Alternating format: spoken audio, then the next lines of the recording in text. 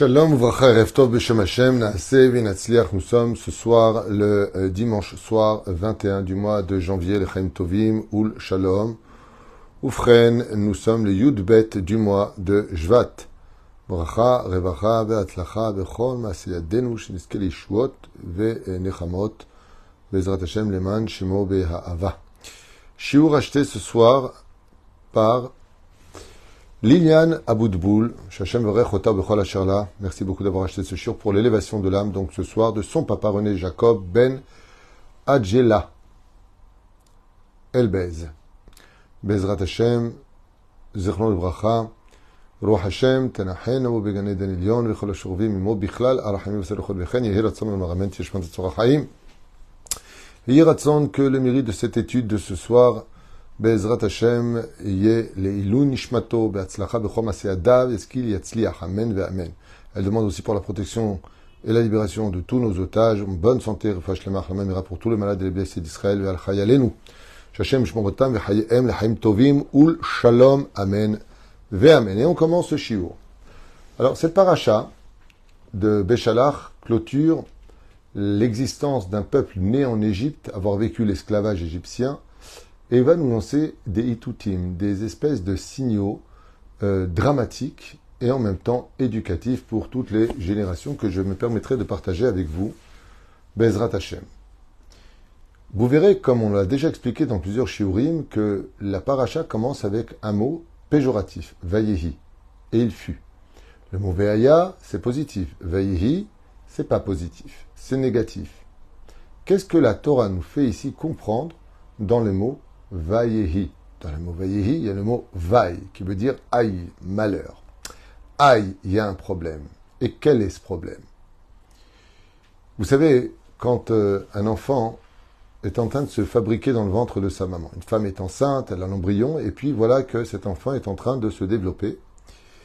Et donc, pour cela, il aura besoin d'une gestation de 9 mois.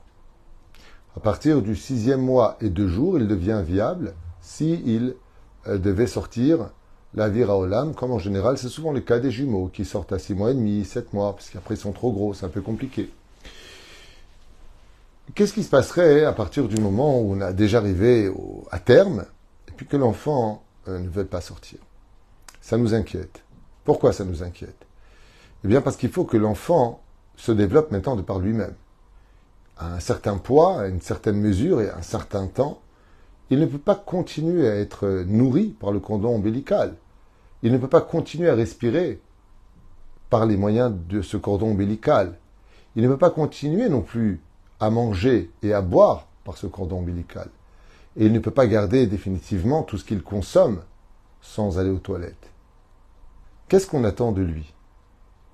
La plus belle des choses, je dirais presque la plus grande richesse du monde, l'indépendance. À partir du moment où un enfant tarde dans le ventre de sa mère, eh bien, on attend que, ça y est, elle perd les os. Il faut que les os tombent pour laisser cet enfant enfin grandir. D'où la mer Rouge qui s'est ouverte. La mer Rouge qui s'est ouverte, c'est le symbole de la mère qui a perdu les os pour accoucher de cet enfant. Le seul problème qu'on a, je vais vous lire des versets, les uns après les autres, et vous allez comprendre quelque chose d'essentiel pour chacun de nous et combien ça nous sauverait la vie si on était un tout petit peu plus éveillé à cette étude. Regardez bien. Quand on commence la Torah, il y a marqué, dans la paracha de Béchalach, Vayehi Béchalach Paro et Ha'am. Et il fut quand Pharaon renvoya lui-même le peuple d'Israël. C'est vrai qu'on devait partir avec l'autorisation de Pharaon. C'est vrai qu'il y a plusieurs raisons à ça que j'ai déjà expliqué dans d'autres cours. Mais il a fallu que Pharaon nous fasse partir. Alors ok, on va dire, on avait besoin d'être poussé. Après 210 ans où tu as été esclave, où tu étais au doigt et à l'œil sous les ordres des Égyptiens, on peut comprendre que l'initiative de te prendre en main doit prendre un peu de temps. À l'image de cet enfant, qui maintenant, qui malgré le fait respire de par ses propres poumons, car il est sorti enfin du ventre de sa maman, eh bien, elle le prend quand même dans les bras. Car si on ne le déplace pas, si on ne le nourrit pas, il ne peut rien faire de lui-même. Et pourquoi cela? À l'origine de la création, Avant les 10 malédictions de la femme, parmi lesquelles elle devra se réparer en éduquant son enfant, qu'on appelle Tsar Gidul Banim, faire grandir les enfants. À l'accouchement, l'enfant devenait déjà indépendant. Il se coupait lui-même le cordon ombilical, il marchait, il parlait, comme le précise d'ailleurs le Midrash à propos de la paracha de Noah. Et donc, en conséquence de cette dépendance, la maman va agir en conséquence. L'Égypte est la maman qui a fait naître le peuple d'Israël. Le problème qu'on a, c'est que malgré tous les miracles que Dieu nous a faits en Égypte, pour nous séparer de cette dépendance, de recevoir des ordres de Pharaon, de nous prendre en main, de dire c'est bon, maintenant, je vais me lever de moi-même. Vayehi beshalar paro etam. Non, le peuple d'Israël ne sort pas de la galoute. Il a du mal à se prendre en main. Il faut que ce soit le roi d'Espagne qui l'expulse, le roi du Portugal qui l'expulse. Il faut que ce soit la Tunisie qui l'expulse. Il faut que ce soit l'Algérie qui l'expulse. Il faut à chaque fois qu'il faut l'expulser. Il ne peut pas sortir de lui-même. Il ne peut pas réaliser de par lui-même qu'il serait temps qu'il grandisse en tant que nation, qu'il prenne ses propres initiatives, comme le dit à la fin des temps la Géoula. Il n'y aura plus besoin de rabbanim. Il n'y aura même plus besoin d'une chavruta pour étudier. Tu seras directement relié à ton initiative. Jusqu'à ce que vienne le déclenchement réel de la Géoula, le Melech HaMashiach, on est obligé d'avoir un rave, parce qu'on est un peu tordu dans notre esprit, on regarde des choses impures, on est complètement à la masse, on ne voit pas vraiment l'étude.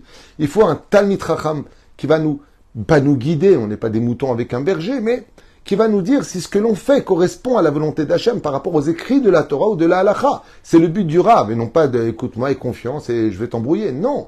Le Pérouche a d'abord que on prend conseil.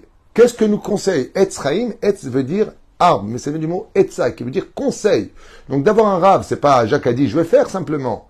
Avoir un rave, c'est prendre conseil pour savoir si ce que je fais n'est pas empreint d'un interdit de la Torah ou d'une immoralité ilchatique. Voilà ce que veut dire aller voir un rave. Comme plein de gens, ouais, ça va, on va pas poser la question au rave à chaque fois. Si, ça veut dire da'at Torah. Qu'est-ce que pense, non pas le rave, mais la Torah que le rave a étudiée. Qu'est-ce qu'elle dit de mon projet? Qu'est-ce qu'elle dit du nom? Qu'est-ce qu'elle dit de ceci ou de cela? Les choses sont claires. Le problème, c'est qu'une fois qu'on est sorti du pays d'Égypte, je tourne la page, et là-bas il y a marqué Velo nacham Elohim derech eretz plishtim ki karov hu. Et non, le Créateur du monde n'a pas pu nous emmener directement sur la terre d'Israël.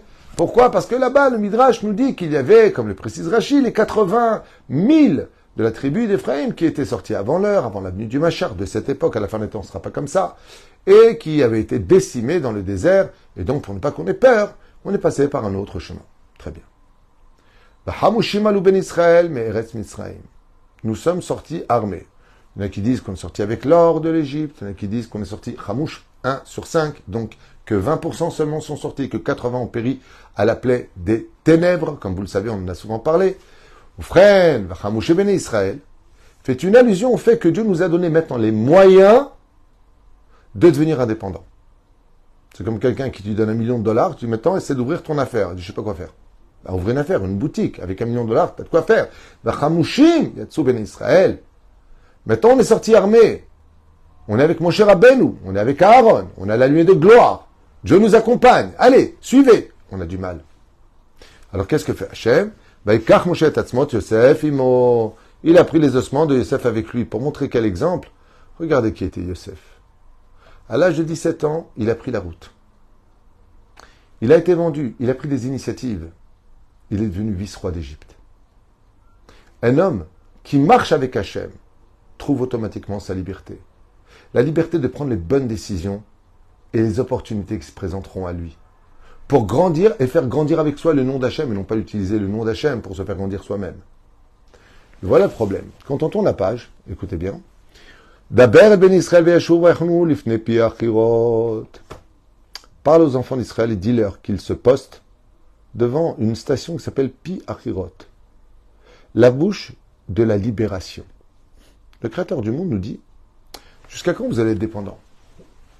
Jusqu'à quand vous rêvez encore d'être un embryon qui retourne dans les entrailles de sa maman? Car effectivement, arrivé devant la mer Rouge, donc la mer qui perd les eaux, les enfants d'Israël disent, on retourne en Égypte, c'est trop compliqué. On retourne dans le ventre de la maman, compliqué de respirer dehors. Quoi, ça veut dire quoi? Après, il va falloir que je marche tout seul? Mais je vais prendre des coups. Oui, tu deviens indépendant. Quoi, il va falloir que j'arrête la tétine? Oui, il va falloir que tu manges correctement. Il va falloir que tu prennes une cuillère dans les mains, une fourchette dans les mains. Et bientôt, tu prendras aussi un couteau qui tranchera pour que tu coupes toi-même ton propre steak et que tu puisses le consommer sans t'étrangler. Et qu'on n'aura plus besoin de te prendre dans le dos pour te faire faire ton rot. Zéperouche à la barre pour lequel, Béhémet des Béhémet. Quand nous faisons quelque chose, le Créateur du monde, il attend de nous l'initiative. Ça dit Gozer, Hachem Ekayem. Prends-toi en main. Ne te laisse pas diriger par un système ou une mouvance quelconque, tout en restant fidèle à la Torah et la halacha, en ayant un rave. Vayaminu Hashem ou Avdo. Quand les enfants d'Israël ont enfin compris que pour être libre jusqu'à la Géoula, il te faudra une recette. Il faudra un rave. Un rave. Ta communauté, là où tu vis, c'est mieux. Un rave. Mais il y a aussi toi. Toi dans tes décisions. Toi dans tes responsabilités. Chez Amrou Ben Israël, Bene Horin Yatsu Ben Israël. Dans la paracha, on nous apprend, pour la première fois, que le Créateur du monde, quand on sort du pays d'Égypte, il nous appelle des hommes libres. Libre, ça veut dire quoi être libre? Libre, c'est retrouver son libre arbitre.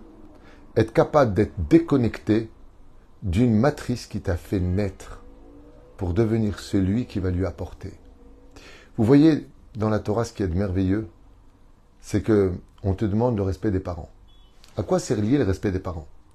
Ta mère, elle t'a mis au monde. Elle t'a fait grandir, ta. Ok. Maintenant, si vraiment tu es devenu indépendant, tu vas prendre la voiture et tu vas chercher ta mère et c'est toi qui l'emmènes. Tu viens t'occuper de ta maman, tu lui donnes. La plus belle indépendance, c'est quand c'est moi maintenant qui suis capable d'apporter à celui qui m'a fait naître tout le bonheur de ma naissance, de ce que je suis et de ce que je vis. Vous voyez que les enfants d'Israël sont devenus indépendants quand ils arrivent en Israël parce qu'on a quitté la manne. On a eu du mal. On n'a pas réussi. 80% sont restés enceintes pendant 11 mois, 12 mois, 13 mois. L'enfant est mort. Il a grossi, mais il n'a pas pu sortir. Il est mort dans le ventre de sa maman. Parce qu'il n'est pas sorti avec la perte des eaux. Quand l'eau s'est ouverte, il n'était pas présent. Alors il est mort en Égypte. Il n'a pas pu sortir. Le problème qu'on a eu, c'est que les enfants d'Israël, quand ils sont sortis du pays d'Égypte, ils ont pris le Youpala. Vous savez, c'est un endroit où on pose l'enfant, il y a 4 roues, puis il n'apprendra pas à marcher par lui-même. Il refusera de marcher. Il restera handicapé, le pauvre. Et 20% qui sortiront du pays d'Égypte pour vivre la liberté resteront dans le désert, dans le Youpala, à recevoir la manne qui tombe du ciel, le puits de Myriam, la nuée de gloire le jour, la nuée de feu la nuit. Mais il n'y a pas moyen de trouver autre chose? Si, il y a un pays qui s'appelle le pays de la liberté. Là-bas où tu prends tes responsabilités. C'est pour ça que c'est dur de vivre en Israël. Et c'est pour ça qu'il y en a beaucoup qui tombent, dites certains, en Israël. Mais c'est normal. Tu as quitté le Youpala. Ici, tu as quitté le Youpala. Il n'y a pas de nuée de gloire, il n'y a pas de nuée de feu, il n'y a pas de RMI, il n'y a pas de RSA, il n'y a pas de chômage. Il y a pas... Ici, c'est un endroit où tu ne travailles pas, tu ne bouffes pas. Ici, c'est un endroit qui est dur. Parce qu'ici, on t'apprend à devenir Atzmaï. Ici, on t'apprend à grandir. Ici, on t'apprend à comprendre les valeurs de ce monde. Et les enfants d'Israël ont dit non, c'est trop compliqué, c'est trop dur, c'est trop, on ne pourra pas étudier la Torah, on va rester, c'est ce que disent les Miraglim, dans le désert. Avec Moïse, on a Métro Boulot Dodo, on a notre communauté, on a notre rabbin avec nous, donc on est bien, on n'a pas besoin de partir, on attendra la Géoula. C'est une façon de voir les choses. Chacun sa façon de voir les choses. Mais Israël, lui, te fera grandir. Pas en tant que communauté, en tant que nation. Et vous avez bien compris que le challenge d'être un homme qui grandit en communauté, c'est pas le même challenge qu'une personne qui grandit à travers sa nation. Où chacun dans sa nation a sa vision des choses, son rêve, sa tendance. Le drapeau qui flotte dans son cœur, qui n'est pas forcément celui qui flotte dans le cœur de l'autre. C'est beaucoup plus difficile d'être un homme de Torah dans une nation perdue de 2000 ans d'histoire et cosmopolisée par rapport au fait que chacun vient avec son état d'âme, avec son expérience et ses traditions. C'est beaucoup plus difficile. Il faut être un homme particulièrement fort, désirant la liberté d'exister pour être capable de s'implanter dans un monde si compliqué. C'est beaucoup plus facile là-bas. Mais ici, c'est un vrai combat. Et c'est pour cela que le Créateur du monde nous met en garde. Quand on sort du pays d'Égypte, comme ils n'ont pas eu la possibilité de sortir, qu'ils avaient peur de sortir, il y en a qui ont voulu se suicider, il y en a qui ont voulu retourner en Égypte, il y en a qui ont voulu prier, il y en a qui ont voulu se battre. Qu'est-ce que leur dit Akadosh Baruch Hu? Daber el bnei Israël ve'issaou. Dis-leur qu'ils arrêtent tout le temps de réfléchir. Dis-leur qu'ils avancent vers leur liberté. Car s'ils marchent avec moi, s'ils vivent avec moi, s'ils ont leur rave et qu'ils le suivent, s'ils ont leur Torah dans les mains, alors ils seront libres. Vous savez, quand j'ai fait tchouva, j'avais un copain qui s'appelait François. Pas du tout religieux, rien du tout, bien sûr, à cette époque. Et il m'a dit, tu veux qu'on aille au cinéma? C'était samedi. Malheureusement, à une époque, j'allais au cinéma le samedi. Je ne savais pas ce qu'était Shabbat. Et je lui ai dit, je peux pas. Il m'a dit, pourquoi? Je lui ai dit, parce qu'on n'a pas, je crois, je lui avais dit, on n'a pas, je crois, le droit de prendre la voiture Shabbat. Je crois qu'on n'a pas le droit de toucher l'argent, il me semble, le Shabbat. Je crois qu'on n'a pas le droit d'aller au cinéma le Shabbat. Je crois. J'arrêtais pas de lui dire je crois parce que je n'en savais rien en réalité. Et il m'a dit, waouh, c'est dangereux ce que tu fais comme Torah. Je lui ai dit pourquoi? Il m'a dit parce que tout est interdit.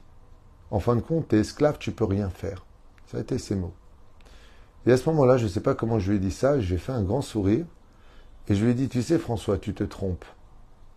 Rien ne m'empêche maintenant de mettre ma veste, de prendre de l'argent, de descendre à la voiture, de démarrer la voiture, d'arriver, de me garer en face du cinéma et d'aller voir un film avec toi. Personne ne me l'empêche. Est-ce que tu vois ici un couteau sous ma gorge? Il m'a dit alors pourquoi tu ne le fais pas? Je dis parce que j'ai décidé.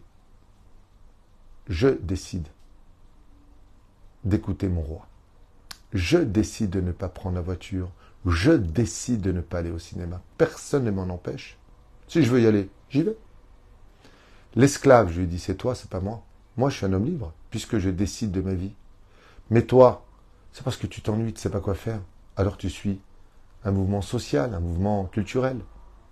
Moi, je suis ce que je pense vraiment de bon. Si Dieu me le demande, je ne sais pas pourquoi. Je ne sais pas. En tout cas, à l'époque, pas du tout. Mais si je lui fais confiance et que j'ai foi en lui, alors je vais le faire. Vayaminu Bashem ou Moshe Avdo. La mer s'est ouverte. Et les enfants d'Israël, Alchou Bayabasha Betochayam, ils ont marché sur une terre sèche à l'intérieur de l'océan. Pourquoi? Parce qu'ils ont compris que chaque pas les emmenait vers la liberté, celle d'exister de par lui-même, à l'image de ces fameuses empreintes digitales qui sont uniques, pour nous rappeler que chaque humain est unique, chaque personne a sa place dans la société. Même s'il fait partie du nombril, il a aussi un rôle à jouer. Même s'il fait partie du petit orteil, il appartient à un équilibre dans le système de se tenir debout. Chacun de nous avons un rôle à jouer. Et tant qu'on ne le comprendra pas, on ne sortira jamais de notre Égypte. Il n'y a pas simplement l'Égypte géographique et historique qui a fait naître notre peuple. Un peuple hébreu, une nation parmi la nation qui a été choisie. Goy Mikerev Goy. Il y a aussi où on étudie dans ton Égypte personnel. Pourquoi tu ne crois pas en toi? Pourquoi tu as besoin qu'on aille constamment te chercher, te dire fais du sport, arrête de manger, ne va pas ici, ne fais pas cela. Les gens qui te le disent, ils t'aiment, c'est de l'éducation ou c'est des conseils pour ton bien. Mais à ce point-là, tu ne peux pas le faire toi-même. Il faut qu'on te le dise. Il faut que tu le réalises constamment. Alors ça peut marcher pendant un certain moment, comme au travail. Quand tu débarques dans une société, alors les premiers jours, on va t'expliquer comment ça fonctionne. Mais si au bout d'une semaine, 2 semaines, le patron voit que tu as toujours besoin qu'on te dise, alors ça c'est sur telle étagère, alors qu'on t'a montré déjà 3, 4, 5, 6, 7 fois, tu vas te faire envoyer. Parce que ça veut dire que si en fin de compte tu n'es que des bras sans cerveau, ben c'est pas un endroit pour les pieuvres ici. C'est un endroit où on a besoin que tu prennes des initiatives. J'aimerais vous faire part d'une chose que j'ai vécue. Quand j'ai fait mon service militaire en tant que commando à Évreux, camp semi-disciplinaire en France. À l'âge de 18 ans, à mon époque, le service militaire était obligatoire. Et donc j'ai été enrôlé à l'armée. Et après les examens passés, on m'a engagé en tant que commando français. Une fois que je suis parti là-bas à Évreux, j'étais le seul juif. Et je suis arrivé avec une kippa, je venais à peine de faire teshuva, je ne savais même pas pourquoi il fallait porter une kippa, j'avais 6 titres sur moi, je ne savais même pas ce que c'était, à la limite. Un non-juif m'aurait dit c'est quoi, j'aurais dit je ne sais pas, parce que c'est la vérité, je n'en savais rien. Ce que je savais, c'est que c'était voilà, pas le pli du religieux. Donc je me cherchais un petit peu, et puis j'ai été menacé dès que je suis arrivé, il y avait 400 commandos d'élite pour le Tchad, et j'en faisais partie. Et le colonel de la base m'avait exigé, par le biais du capitaine et du sergent-chef, que je retire ma kippa. Et je lui ai dit non. Non, je ne retirerai pas ma kippa. Et je me rappellerai toute ma vie ce que m'a dit le colonel. Il m'a dit vous êtes passible de prison. Et à ce moment-là, ils ont fait venir l'aumônier, à Shadow, l'aumônier dans le bureau du colonel, donc le rabbin présumé responsable de l'armée française, pour me demander de retirer la kippa. Et donc moi j'ai regardé le colonel et je lui ai dit en face, si vous retirez votre pantalon en marchant dehors, moi j'enlève ma kippa. Mais je ne peux pas marcher sans pantalon. Et je lui ai dit, un juif, il ne peut pas marcher sans kippa. Regardez comme ça, il m'a dit, bon, on fait un deal. Il a vu que j'étais déterminé. Vous gardez le béret et vous êtes quitte de vous découvrir devant nous. J'ai dit d'accord. Mais j'ai toujours gardé ma kippa sous le béret. Un jour, alors que je ne quittais pas la notion de mettre les téphilines, d'être shomer Shabbat, on m'avait donné la chambre 18 d'ailleurs, qui avait mis les nerfs à tous les autres, que le commando officier Twitou, eh oui, il avait la chambre 18 pour être shomer Shabbat à Évreux. Ma mère et ma sœur Patricia, que Dieu les bénisse, venaient pratiquement tous les vendredis m'apporter mon couscous boulette. Et le major, qui m'avait pris en sympathie en fin de compte, partageait beaucoup même d'études avec moi, il me posait des questions, mais il m'en apprenait plus que moi, ce que je pouvais lui apprendre, puisque je découvrais à peine mon judaïsme. Et j'aimerais vous raconter une anecdote que j'ai vécue moi-même. C'est que à Évreux se divise en deux camps.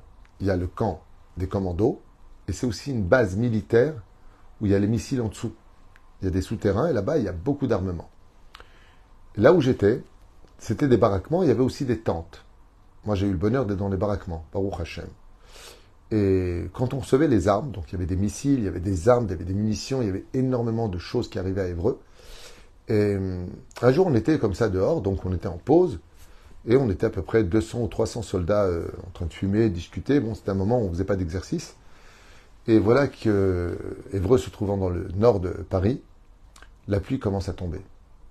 Juste 2 heures avant, on venait de recevoir énormément de cartons, de munitions, de missiles, je ne sais pas ce qu'il y avait dedans, c'était très lourd. Et quand j'ai vu la pluie tomber, j'ai regardé toutes ces caisses de bois, même des caisses en carton, dures, spéciales. À mon avis, ce n'était pas que du carton. J'ai réalisé qu'ils allaient tremper. La tente n'était qu'à quelques mètres. Alors j'ai commencé à lever des cartons, des boîtes extrêmement lourdes. Et je m'enfonçais dans la boue tellement c'était lourd, et j'ai déposé à l'intérieur. Quand j'ai vu qu'il y en avait trop, j'ai commencé à donner des ordres, naturellement. « Hey, toi, viens, il faut qu'on rentre absolument toute la marchandise. » Et d'un coup, on était mobilisés à peu près une vingtaine, à rentrer, chacun prenait un endroit et un autre, et nous avons rentré les marchandises à l'intérieur de la tente, les missiles, ou je ne sais pas ce que c'était, à l'intérieur. Personne ne nous avait demandé cela. Ce que je ne savais pas, c'est que dans le baraquement principal, à la fenêtre se trouvait le général de base, le colonel, le major, le capitaine et le commandant d'ailleurs avant lui. Les 5 étaient en train d'observer la scène. Qui devait arriver ce jour-là? Un très haut gradé, un général je crois, le responsable de tout le nord de la France qui devait arriver à Évreux. Et quand ils sont descendus, donc pour accueillir ce grand général qui arrivait, un très haut officier en tout cas, il y a le sergent-chef, il y avait aussi le caporal. C'est un petit niveau. Je me rappellerai toute ma vie de ce qui s'est passé, que j'ai refusé d'ailleurs. Mais en fin de compte, j'ai pas eu le choix. C'est que le colonel a ordonné au sergent-chef de rentrer dans les rangs. Et d'un coup, j'entends officier Tuitou, j'étais officier marron. Tuitou, sortez des rangs. Je dis, ah, qu'est-ce qu'ils me veulent encore cela? Je sors dehors. Et il me dit, vous présentez le peloton au général. Et là, je regarde le sergent-chef, je regarde les autres, je dis, pourquoi moi? On ne discute pas les ordres. Ouais, mais moi, je veux savoir pourquoi. Et à ce moment-là, c'est le capitaine qui a pris la parole et qui a dit, qui était d'ailleurs très antisémite à l'époque, et il m'a dit, du haut, on vous a observé, vous avez été le seul à prendre une initiative. Le seul à avoir réfléchi et compris qu'il fallait absolument protéger ce qu'on venait de recevoir. Et vous avez mobilisé tout le monde. Vous prenez le commandement du peloton et vous le présenterez au général. Il a regardé très sévèrement le sergent-chef et le sergent qui n'avaient rien fait pour prendre l'initiative. Et moi, je m'en suis voulu parce que je les ai mis en porte-à-faux et je ne le voulais pas à la base. Je n'ai pas fait exprès, je l'ai fait de bon cœur. Vous avez Pérouche d'abord que quand on prend des fois l'initiative qui est bonne, c'est qu'on prend du grade. Ça veut dire que je vais me prendre en main. Je vais essayer de faire ce qu'il faut. Je ne vais pas tout le temps attendre qu'on va me donner un ordre de le faire. Quand c'est la Torah et les mitzvot, il faut attendre. Qu'est-ce que Dieu veut? Mais dans la Torah, on nous apprend une chose. Prends les bonnes initiatives au bon moment. Arrête de te faire expulser d'un pays. Arrête qu'on te mette constamment à la porte. Il a fallu que Pharaon lui-même nous pousse. Sortez de mon pays, partez, pour qu'on sorte. Pas une fois, on voit les enfants d'Israël qui demandent de sortir. La seule chose qu'ils ont demandé, c'est que l'esclavage cesse, mais pas de sortir d'Égypte. Et ça, c'est le plus principal et le plus terrible des messages que nous lance cette paracha. On a du mal à sortir de l'Égypte, à un tel point que les frontières de l'Égypte ne se sont pas arrêtées à l'Égypte. Elles ont traversé la mer Rouge avec nous, et elles se sont postées devant les frontières du pays d'Israël, où là-bas nous sommes tous morts. Seuls 2 sont rentrés, Kalev et Yoshua bin Nun. 2 sur un peuple entier. 2 seuls qui ont été capables de dire on peut y arriver. 2 seuls qui connaissaient leur potentiel. Mais surtout, 2 seuls qui savaient que quand on est avec Hachem et qu'on a la Torah dans les mains et les mitzvot, on n'a rien à craindre. Et peu importe, ni où on se trouve, ni où on va. Ren Bezrat Hachem Itbarach. Cessons d'être médiocres. De penser qu'un juif, c'est quelque chose de petit. C'est la maladie de l'humilité qui n'est rien. Non, c'est pas ça être juif. Être juif, c'est énorme. C'est être un homme libre, dans un pays libre, avec une pensée libre, qui reste fidèle à la Torah et au Créateur. Pas parce qu'on est soumis, parce que c'est un plaisir de servir Hachem. C'est une louange. Ivdo et Hachem besimcha. Beau les fanavir nana. Toi, femme d'Israël, le matin, quand tu mets ton kissouille, vois pas une galère, ah, ça me saoule, j'ai obligé de le mettre. T'es obligé de rien. T'es obligé de rien. Tu le mets parce que t'es une reine. Pas parce que ton chiffon sur la tête, il va faire de toi une reine. Hein. C'est pas ça que je suis en train de dire. Ce kissouille que tu mets sur la tête, tu le mets parce que tu as décidé de le mettre. Parce que c'est ton initiative. Et c'est ça qui te rend une reine. Toi, le matin, quand tu te lèves, je suis crevé, j'en peux plus. Tu viens de battre ton sommeil. Tu viens de lui dire, toi, tu restes au lit, moi, je me lève. Parce que je suis un homme libre. Je décide de ma vie. Et la liberté ne se trouve pas dans l'esclavage de ses pulsions animales ou de son Yetzer Hara. La vraie liberté, c'est de choisir pour qui tu travailles. Pour Dieu ou pour un cœur qui t'emmènera toujours qu'à des moments de plaisir, mais qui ne laisseront aucun souvenir. À nous de choisir. Je suis l'Éternel ton Dieu qui t'ai fait sortir du pays d'Égypte. La question, c'est est-ce que toi t'es sorti? Que chacun de nous se pose la question. Erev Tov, Shavuot Tov.